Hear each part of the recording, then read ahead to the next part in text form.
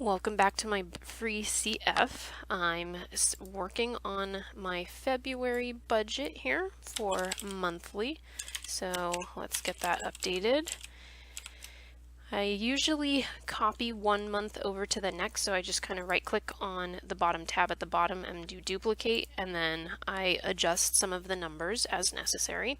So I've actually done quite a bit already. I've put in what my estimated income will be. I've put in what the rent allocation with the adjustment for last month's early payment on pet supplies from my roommate. That's all in here.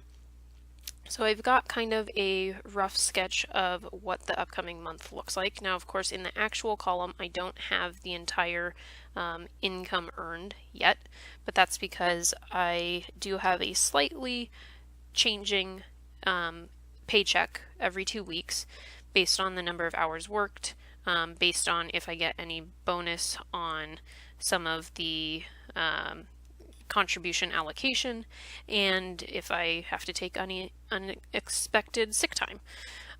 Today is February 2nd, so I'm getting this all set up, and I do have my first paycheck clearing today. So this is one of the months where the paychecks almost align exactly with the number of days in the month at the day of the month, and so there's no carryover from last month. Did increase my budget for groceries a little bit higher. I do plan on doing a little bit more fruit and vegetable purchasing, so it'll be more fresh produce, and that costs a little bit more. Rent doesn't change. Bills are already put in based off of the bill being emailed of what's coming up due, and my cell phone doesn't change. Because the pet purchase last month was really high, and that lasts for a couple months. The only thing I expect to be paying this month is to have the dog's nails trimmed. And so in the sinking fund, there was a carryover from last month. I'll switch over. There was a negative $28.50 because I didn't have the full allocation where my roommate had contributed to the half of the pet supplies. So I've got here that negative number to carry over, and then because of our standard input of the $96 together, sometimes it's 90, sometimes it's 96, depending on if the amount in the sinking fund looks like it is coming up to even.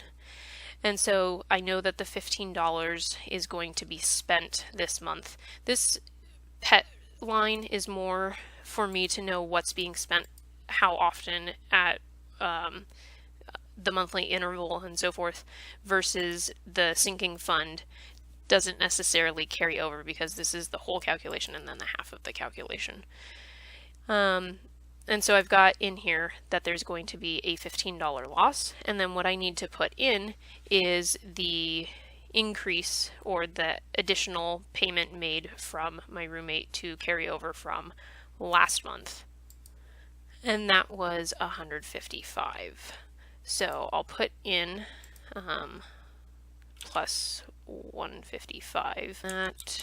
That should make it about accurate, because we're about 10 months in through the 12, we have about 10 months left of the 12-month allocation because we're shooting for November. I guess that's maybe more like 9 months, and we are working towards about 450, and then some of that will be used. Yeah, so I think that's pretty even. I think we're looking good on that. My car insurance doesn't change. I am taking some classes, so I've got the payment for spring in there, kind of job related and personal interest, part-time, so that's in there. And then I do plan on maxing out my 2017 Roth IRA. That can be done all the way up to the day taxes are filed. And that's tax day for everyone, not the day that an individual files taxes. So I can make that contribution through April. And in total going into this month, I'm at 5,000 because of the 500 I sent last month. So I'll add 500 this month, and that will max out the allotted amount of 5,500 for the year. And then I have already filed my taxes, and I'm going to be getting a refund, which I'll kind of talk about that in a separate video.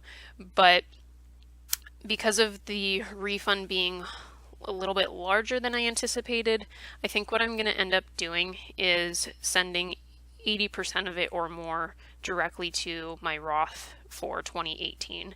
And that will happen whenever the funds are direct deposited into my bank account, since I've already filed taxes. And then I adjusted some numbers, adding up the different accounts and including the paycheck that's clearing today, and adjusted a little bit of the numbers. I did lower my 6 to 8 month expenses just a little bit because part of that went into the Korea fund, and part of it is just that I'm willing to have a lowered emergency fund to help fund the trip, and then when I'm done with the trip, beef it back up, because it's more than the 3 to 6 months that's highly recommended by Dave Ramsey. 6 to 8 months is what's recommended by Susie Orman, who does a lot of women empowerment financial information.